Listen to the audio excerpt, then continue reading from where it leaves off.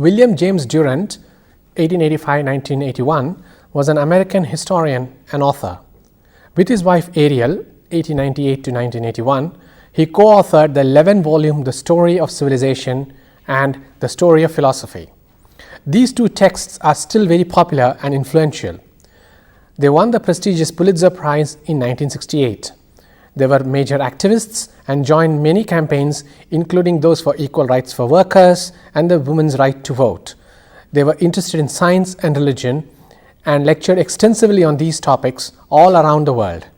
The present essay is from a collection, The Lessons of History, published in 1968.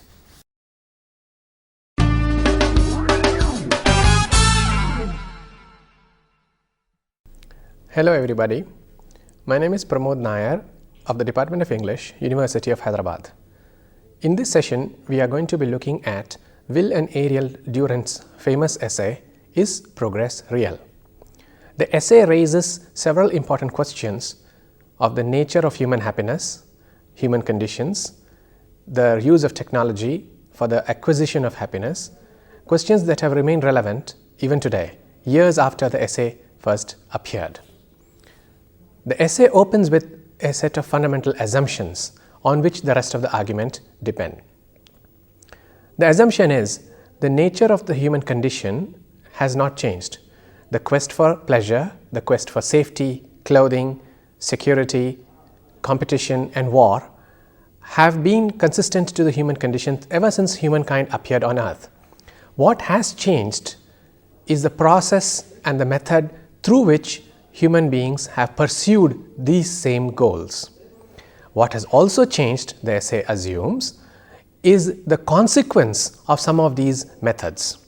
That is, in the pursuit of pleasure, mankind's inventions have also produced pain. In the pursuit of happiness, the methods and devices that humankind has employed has resulted in tribulations and suffering for a lot of people. This essay suggests that the reason for the absence of pure pleasure as a goal is to do with the fact that we have never pondered over the reasons why certain devices were invented. That is, the essay asks us to pay attention to the intention behind the invention of any device.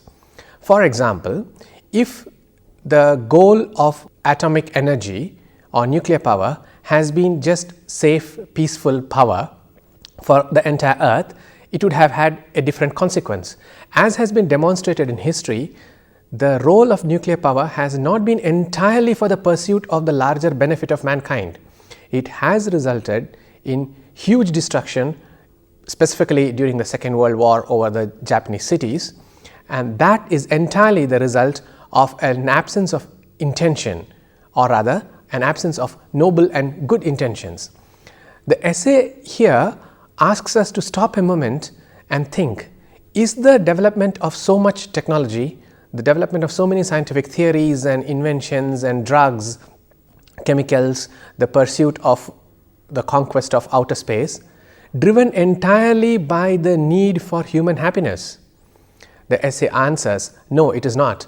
The pursuit of happiness is one part of what humankind actually does with its developments.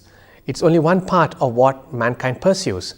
If the intentions behind any development are not very clear, or if they are maybe even slightly dubious, then the consequences of technology are not entirely safety and security. The consequences can be extremely dangerous. The essay therefore asks us to align two things: development, which includes science and technology, devices, instruments, medicines, whatever you can think of as the idea of progress. We need to align that with the intention behind any of those inventions. What causes the scientists to pursue a certain course of action in the laboratory? Why do the scientists, funded by various agencies, including governments around the world, seek to invent certain things? We need to bring back the idea of a moral basis, an ethical condition that promotes scientific developments and technologies. Now that we have got the assumptions behind the essay clear and the first key argument elaborated, let's move on to discuss what the essay says about scientific developments. Think of inventions like the wheel, like spacecraft, like the huge telecommunication structures that have come up at least since the middle of the 19th century, and this includes the invention of electricity and the transmission of electricity since roughly the end of the 19th century. The signs of progress that we see around us today are technologies that have helped humans live in slightly different ways from their ancestors. For example, the nature of human life, the condition of health, the treatment of sickness, all of these have been radically different in the 20th century as opposed to the way the ancient humans lived. Let's take just one example of penicillin, the broad spectrum antibiotic whose invention and manufacture in laboratories has made life bearable for several suffering humans around the world across the century. Now, is this progress? The answer would be, of course, it is progress. It is progress because it is beneficial to mankind. The idea of progress, therefore, hinges upon our ability to change the quality of life from the quality of life lived by our ancestors. That is, every generation acquires pleasure, enjoys safety, lives in better conditions, wears better clothing, all because of the idea of progress having changed and the devices of progress having changed. Here I must draw your attention to the two components that we began with, that the idea of progress must always be aligned with the intention behind the definition of progress and the intention behind any invention. How do we define the better quality of life for us today? Based on that question, we need to ask, does any particular device, whether it's cable television or the internet, improve the quality of our life? Therefore, the definitional question, as we might think of it, what makes our life better, must therefore also be addressed to, does this make our life better? This kind of questioning brings back, like I said at the beginning, the question of moral and ethical reasoning behind any technological invention. This applies to any spectrum of technological developments that constitute progress today. It could be industrialization from roughly the invention of steam from the mid-19th century in Europe, through to penicillin and drugs, and now telecommunications and the internet, digital cultures that we see around us today.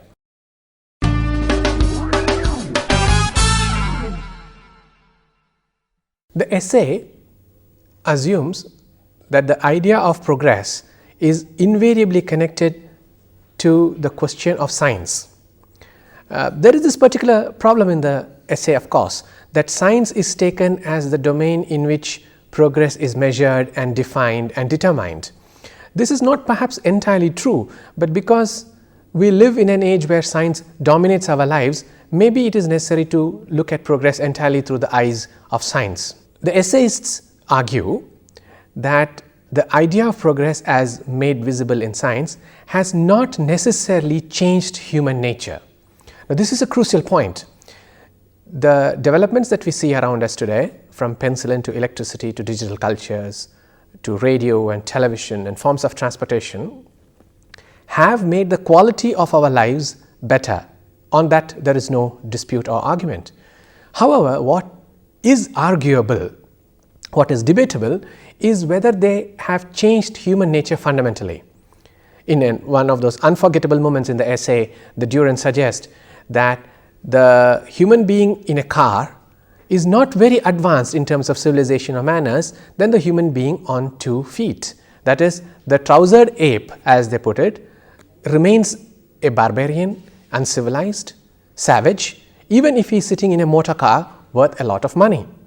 Even if he is sitting in a vehicle which has cost a lot of money to produce, to distribute, and is supposedly an extraordinary technological invention. It might appear to us that it is a sign of progress, but what is disputable here is, has it made us better human beings? That is, the essay has now moved from the intention behind the production of any particular device to the use of any particular technological invention. Can progress be measured in terms of how we use a device? Has the use of nuclear technology made us better human beings? here we need to pause for a moment and reflect. Does the idea of progress also imply a progress in the general manners of mankind, our general civility towards others, our levels of tolerance, understanding and love for fellow human beings? Does the acquisition of any particular technological device, the use of any particular instrument, make us better human beings? What the essay, I think, is asking us to dwell upon is, in our pursuit of pleasure, in our pursuit of comfort via scientific developments, have we forgotten something that is intrinsic to human nature? Has any of this altered the fundamental condition of human nature, the condition of the human mind, our personality, and so on and so forth? That is, does my driving a car, sitting in an aeroplane, or using a spacecraft make me more tolerant towards other human beings? Now, please pay attention to this particular shift within the essay. They began with the question, why are we inventing certain things? Now we have reached a question, how are we using these certain things? The first was a question of ethics. Why do scientists and governments sponsor certain kinds of research? Here again we are back to a question of ethics. How are we using it? How are we using any particular device?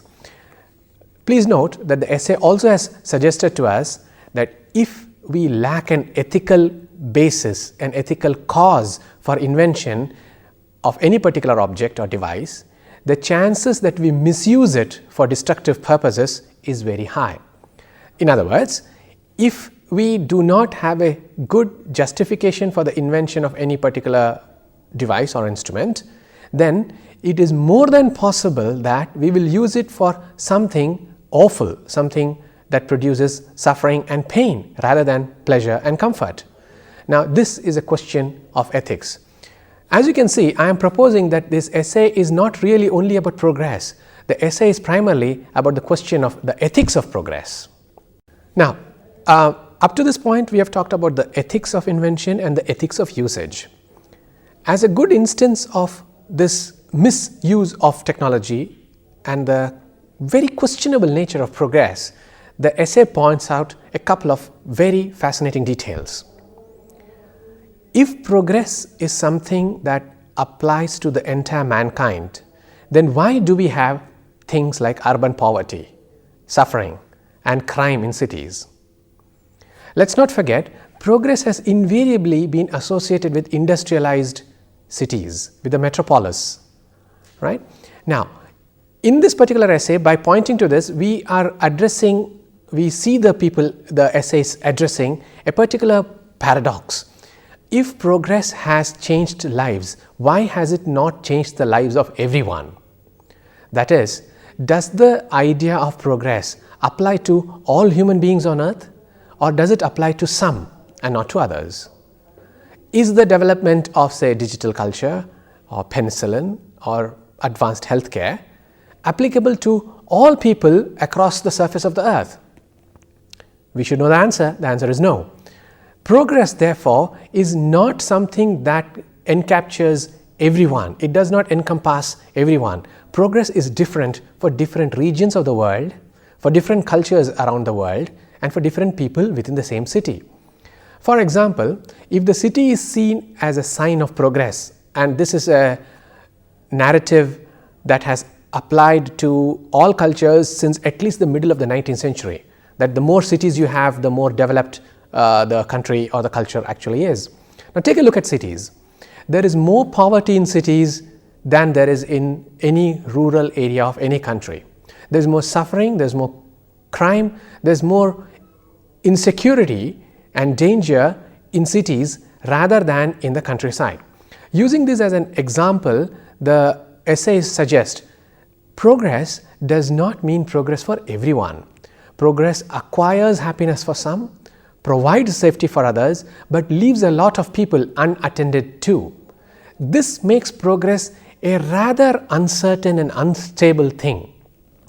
It is not possible to think of progress as universal, and that is one of the key arguments in the essay itself, that progress is not universal. The very fact that within these pockets of progress there exist pockets of crime and suffering indicate that progress has not touched everybody's lives.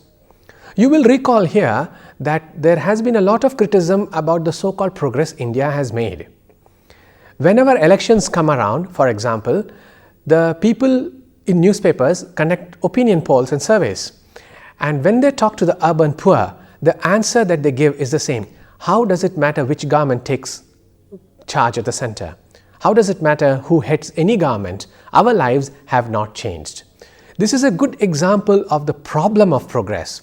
We can think of it as a problem for the simple reason that progress does not work equally well for everyone.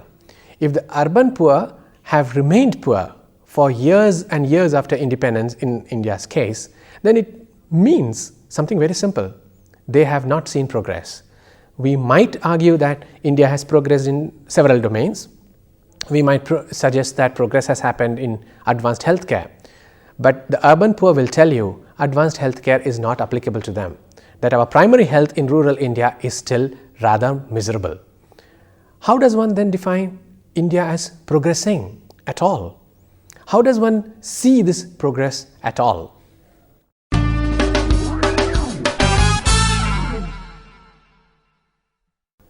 Now, the essay has therefore established that progress is not equal. It does not apply to all people in any culture. It also does not apply to all societies, to various parts of the world in different geographical locations. They move on to another key point. The question they now ask is, has progress in science, has the development in science, in modernity, made us more tolerant? The argument here is, science has somehow become a substitute for religion, for faith. And interestingly, and perhaps more dangerously and worryingly, the developments in science and technologies have not really improved our sensibilities. Here the essays take a slightly changed route. They address the question of religion and the arts. The question they ask is, are we now in this day of great modernity, this great era of progress, possessed with a greater sensibility? Are we producing better architecture, better arts than our ancient ancestors? The answer is very obviously no.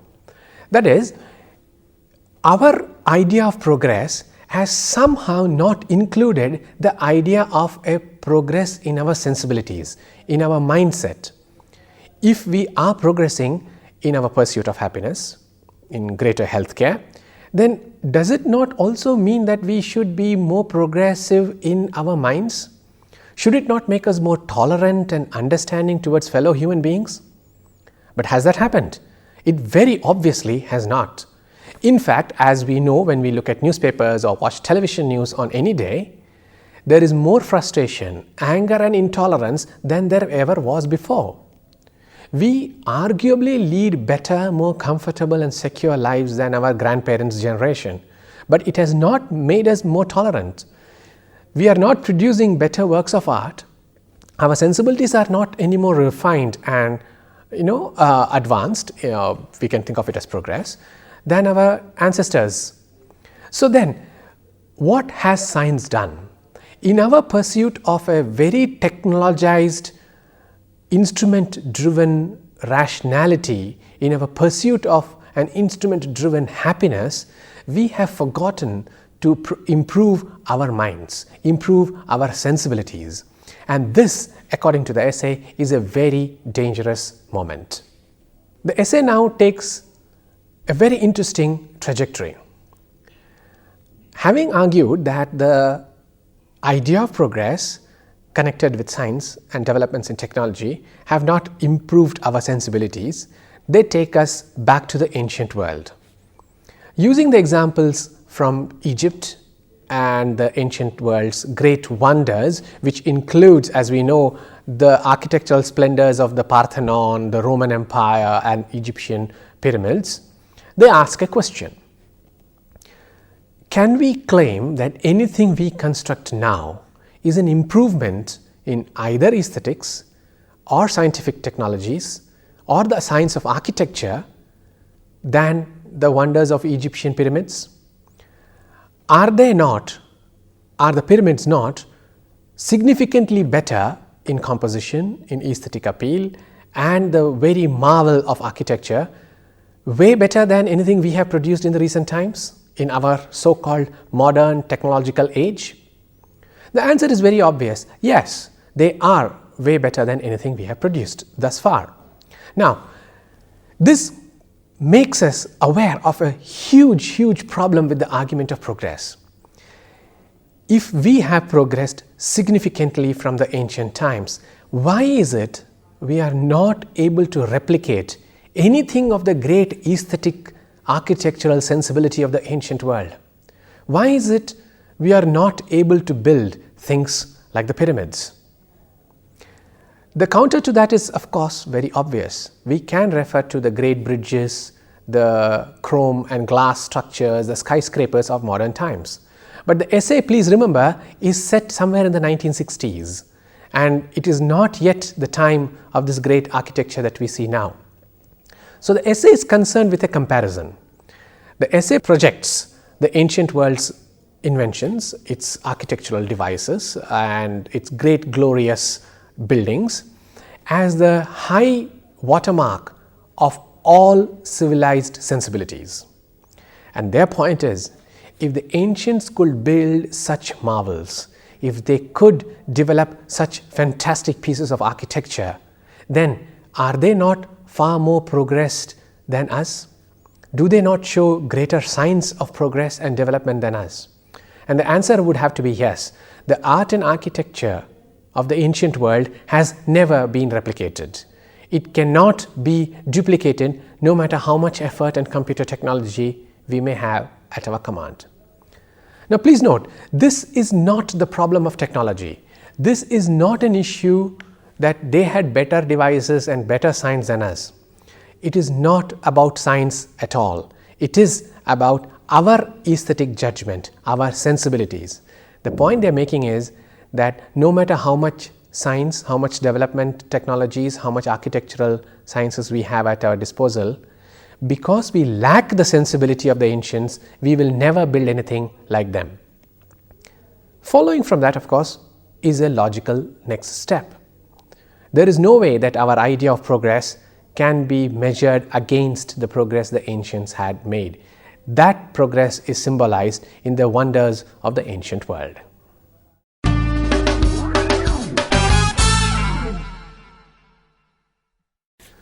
We now move on to the question of the uneven nature of progress.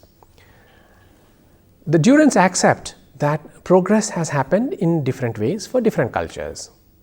So, for example, the problem of children dying at childbirth or in early stages has more or less disappeared across the cultures from various parts of the world. India is, of course, one of them, in which this was a very serious problem right up to the 1980s. We know that from our own history. But the Durants point out that progress is always uneven. It's not the same progress for, say, Africa or, say, the United States and the third world. The idea of progress is different because we pursue different goals. More importantly, we pursue those goals through different modes. It's not the same method of seeking happiness. You need to pause a little and look at the cultures around us. The American idea of progress for families and individuals is to do your own thing, to be individualistic, as they say. Our idea of progress for an individual is based primarily on whether we are individually happy but also happy within a community or a family. Our idea of progress, therefore, would mean our ability to fit in and be happy with not just ourselves but in a family, a kind of Asian civilizational mode of progress. If we can assume this, then it follows logically that what we define as progress is very radically different from what the West would define as progress. Our move towards individualism is not to be deemed as progress in the Asian or Indian sense of the term. It is an American sense of what progress means. But there is one significant way in which the idea of progress is common to a lot of people from around the world, and that is the idea of democracy. The Durants suggest that democracy, freedom, and the freedom from tyranny, the freedom from unhappiness, is something that is universal to practically any culture and society around the world. Our world today, in the late 20th and early 21st century, or if you want to look at the time that the Durants were writing, the 1960s, is far happier in the sense there is greater freedom. The time of monarchy in any part of the world, of tribalisms and tyrannical kings, was not the period of happiness or equality. The idea of progress, therefore, might be connected to the movement towards democracy, what is now called by social science people as democratization, the move towards greater liberty and greater freedom for a larger number of people. Where freedom used to be during the monarchic times the province of a few select elite people, there is more freedom for more people now. In fact, if you move from the Durants' time to our own, if you want to think of any idea of progress, we need to think of progress as freedom. And that, I think, is where the essay moves towards the end.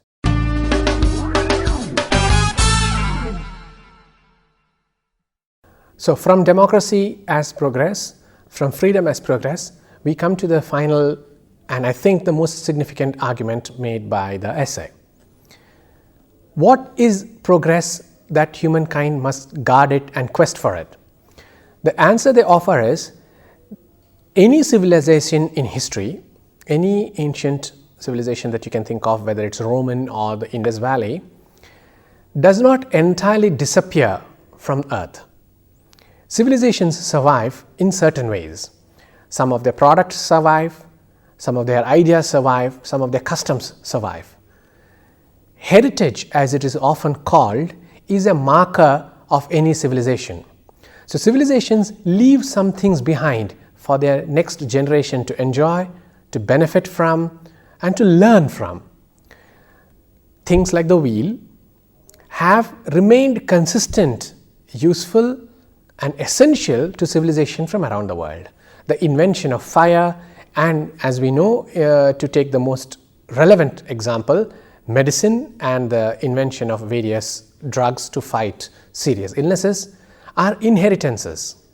The idea of progress must be connected, therefore, to what we save up, guard, and transmit to the next generation.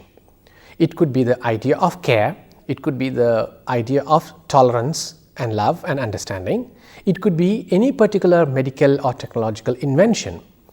The Durants propose that the measure of progress is to be seen in what we leave behind for future generations to enjoy, to benefit from. Progress is civilization's responsibility towards the future generation. Now, this is a very interesting and I think a very different version of what we define as progress. Progress is what we build for ourselves, yes, but progress is also what we transmit as values, norms, traditions, and usable customs for future generations. Heritage, as this is often called, is what we need to therefore safeguard, because that is what the future generations will benefit from. It is something we need to very carefully think through. At this point, yet again, I will go back to the first assumptions of the essay. Heritage implies a system of thinking. It's not just a set of material objects. And inheritance is not just what we gain to use. Inheritance is always a task. It's not a given. It's not just a ready-made device. Now, this means when we leave something behind for future generations, we need to ask, do we want to leave this or that? These are ethical questions. We have invented things that have caused destruction. We have also invented things that have given people pleasure. If you recall, the essay began with a question of the ethics of invention. Do we want to invent things that we can pass on to future generations that will cause suffering or which will cause happiness? Do we want to transmit things that will give them pleasure and safety or which will give them suffering and sorrow? The essay once more returns to the question of the ethics of progress. Our devices, our ideas, our customs and norms of behavior are what will remain and will be transmitted to the next generation. These will constitute the heritage of the future generations. Let's take one crucial example.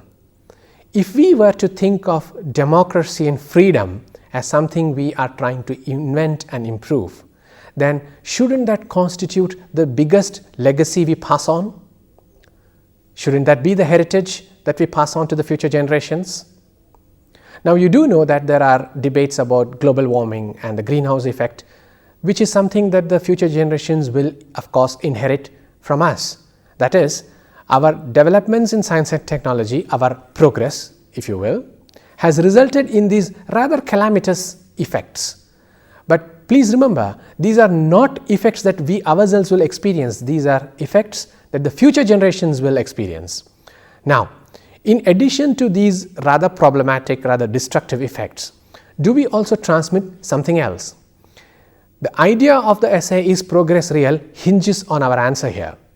Are we also transmitting certain norms of behavior? Are we passing on as our legacy an inheritance of democracy, of freedom? Heritage, therefore, is something we need to very carefully think about, put together, compile, in other words, so that the future generations can benefit from it. The idea of progress is therefore the idea of responsibility, and that would be a very important argument. The phrase they use is connective tissue of human history. Connective tissue is history. Connective tissue is heritage, is the transmission of norms, behaviors and values. I am suggesting here that the inheritance we need to guard and pass on is a responsibility that we all carry. The idea of progress is the idea of any culture's responsibility towards a future generation. Our connective tissue is therefore the responsibility with which we must function, which we must transmit and guard, so that the future generation can benefit too. Progress is the ability to think beyond our immediate generation and into the next. It's the ability and the responsibility, by which I mean both response and a responsibility, responding in a certain way to the future generation, so that they progress too.